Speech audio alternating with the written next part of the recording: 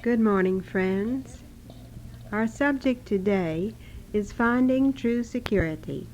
And I'm sure that true security, true safety and protection and peace are goals we'd all like to achieve. Now, of course, over the years, civilization has produced a tremendous array of means to preserve us from harm. The search for security seems to be basic. From the earliest days of recorded history, mankind has undoubtedly devoted more time to finding a greater sense of security than to virtually any other purpose. And so today, the homes we live in, our automobiles, traffic regulations, our systems of court procedure and national defense, all express the underlying desire for greater security. But it's obvious that we still have a long way to go. The ancient perils of storm and flood and pestilence and crime still seem to be with us. And the 20th century seems to have a wide assortment of threats to security. Danger on the highway and in the air, a multiplied assortment of modern diseases, and totalitarian techniques which would enslave nations and attempt to rob individuals of their own thoughts, the capacity of modern weapons to lay waste whole continents by means of the H-bomb. More and more, mankind is asking where true security is to be found. There seems to be increased recognition that it will not be found through material methods alone. There is growing awareness that mankind has to look beyond materialism to divine reality to find the urgent answers. So eventually, all of us really have to face up to this big question. What is security, after all? Does it merely mean physical contentment in matter? Or, in the deepest sense, does it call for spiritual dominion over matter? Surely these questions concern all of us. The mother whose child must cross a busy street, the businessman traveling by car or plane, the thinker grappling with problems of peace. Today, I would like to discuss a few of the basic questions our subject brings up from the standpoint of my own religion, which is Christian Science. I hope that during this brief visit, some of the thoughts which emerge from this discussion will be helpful and comforting to you. I'd like to begin by saying at the outset that my religion teaches that there is no problem, no matter how severe, threatening, or urgent, which is beyond hope of solution in a complete and thoroughly practical way through divine help. And, of course, that is the very message of the Bible, the very heart of the teachings of the Master, Christ Jesus. Think for a moment of the inspiring answers the Bible offers to the challenges that face us today. In stirring narrative, it records how the understanding of God has brought protection and healing to men in time of flood, murder, pillage, tyranny, plague. It tells of deliverance from poisonous bites, the jaws of lions, the stratagems of enemies, storms at sea, unjust imprisonment, the effects of accidents.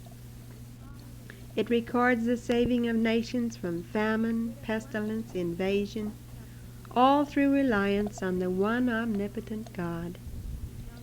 The Bible declares the presence of life-giving spiritual law and power, always available to protect the individual, the home, the nation. The promise and hope which the Bible offers mankind is based, however, on one consistent requirement, the requirement of spiritual understanding of God and man's true relationship to Him.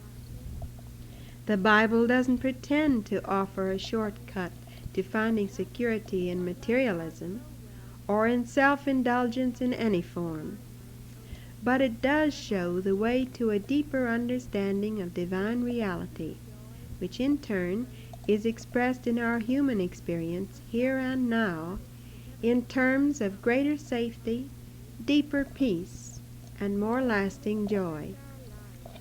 In other words, true security is not an impossible goal, but is available to each one of us in proportion as we understand God. You and I can't go far in reasoning about true security before coming face to face with the ultimate question, what is the purpose of existence anyway? Is man an accidental growth in a meaningless void? Or is what seems to be a stark void already filled with the presence of a purposeful God who is truth, life, and love? Friends, we can't afford to let the glamour and confusion of materialism rob us of the awareness that God's plan for man is entirely good, and that man has a divine and glorious purpose. Man exists to express God. Man's true existence is not confined to a brief span of years measured by clock and calendar. Far from it. Because God is infinite spirit, and man is God's image and likeness, man is actually spiritual, not material. Man's true being isn't fenced in or limited or condemned by matter. Man lives independently of matter. He can no more be confined to matter than can God himself. In other words, Christian Science makes plain that man is not a mere biological organism, the creature of blind material forces, subject to cruel material theories called laws of averages, fateful laws of chance, destructive laws of change. Man has an unending relationship with God, through which his true security is already established. Christ Jesus illustrated the nature of man's true relationship with God. He illustrated that despite all human appearances to the contrary, man, the real man, the man created and maintained by God, is spiritual, not material, is immortal, not mortal. Jesus demonstrated for all to see and understand that the false material beliefs concerning man, that he is cut off from God, subject to sickness, lack, and disaster, can be overcome step by step in the degree that mankind learns to lift thought above the dust of materialism and behold man as God really made him, entirely spiritual, pure, upright, whole, and free. Now, friends, the Bible makes plain that the spiritual truths concerning God and man are not merely inspirational, but completely practical in terms of everyday problems. For example, today there is much concern for the health of mankind. Much of the thought about security is in terms of physical well-being. Have you ever stopped to think why it is that there is so much fear expressed regarding health? Isn't it because we are inclined to accept without question the material view of man as a mere physical being whose health rests upon chemical processes, organic adjustments, material conditions? How completely contrary this view is to that taught and lived by Christ Jesus. The Master taught that the ever-present law, the intelligence and power of God, divine truth, include all that is needed for deliverance from every human ill. No matter how urgent the situation was that confronted him, he prayerfully awakened the sufferer to the infinite might and love of God, and assured him that discord is no part of God's plan for man. Today's renewed interest in spiritual healing is in keeping with the teachings of the Master. For nearly a century, students of Christian Science have had abundant evidence of the great spiritual fact that divine love is equal to every emergency, and that the greatest security for well-being is in a thought filled with unceasing awareness that God is man's true life. As Mary Baker Eddy writes in Science and Health with Key to the Scriptures, the relations of God and man, divine principle and idea, are indestructible in science, and science knows no lapse from nor return to harmony, but holds the divine order or spiritual law in which God and all that he creates are perfect and eternal, to have remained unchanged in its eternal history.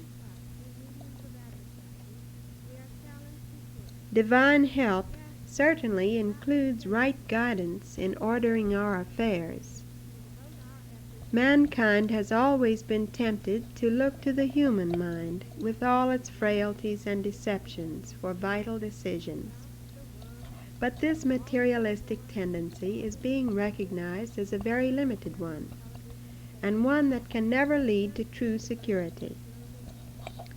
Today, as in Bible times, true guidance is found by seeking protection and direction through the understanding of God, the infinitely intelligent divine mind. In the degree that we give up human outlining and quietly and prayerfully turn to God for the right answers, we find that he reveals the way, and we are able to know the right thing to do in the right way at the right time. Each one of us can learn to seek and find divine guidance, and thus gain the real, lasting basis for true security. Isn't it plain, friends, that we'll never really get rid of fear, anxiety, or insecurity through legislation, alliances, or other merely human methods? Now, why is this so?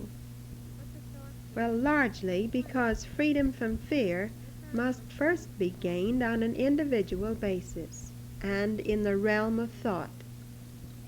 For example, the means may be provided for you and me whereby we would never be in actual want.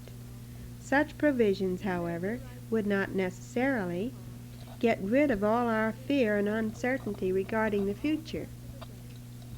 We might still entertain thoughts of doubt and worry about our future prospects and well-being. In this case, the possession of the material means would not in themselves hold the key to complete freedom from brooding fears. In other words, true security is found in direct proportion to our active acknowledgement of man's divinely real status as the image and likeness of God, the full, complete expression of God's being. When this relationship is understood from the standpoint of the allness of God, good, and the nothingness of evil, insecurity is seen to be baseless, and it disappears, for it is not in accord with the divine law, and therefore has nothing to support or perpetuate it. As we begin to acknowledge more readily God's ever-present power and love, we glimpse the true significance of this promise from Deuteronomy. The eternal God is thy refuge, and underneath are the everlasting arms. And thine ears shall hear a word behind thee, saying, This is the way, walk ye in it, when ye turn to the right hand and when ye turn to the left. In the preface to Science and Health, Mrs. Eddy has stated, The time for thinkers has come. Truth, independent of doctrines and time-honored systems, knocks at the portal of humanity. Contentment with the past and the cold conventionality of materialism are crumbling away. Ignorance of God is no longer the stepping stone to faith. The only guarantee of obedience is a right apprehension of him whom to know aright is life eternal. We find also in her other writings these words, Mortals are free moral agents to choose whom they would serve.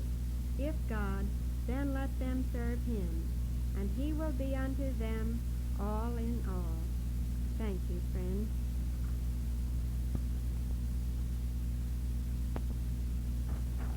Good day, friends. Our subject today is right thinking. Did you ever stop to realize that so far as we are conscious, everything that happens to us is a mental experience? We look off at the water or across the field or beyond to the horizon. We peer upward to the top stories of a skyscraper and look down into the depths of a pit. And what are we seeing? Something off there? What we are seeing is right where we are, right within our own thinking. The mental image that tells us of the water, the field, the skyscraper, the pit, is not off there in the distance. It is right where we are.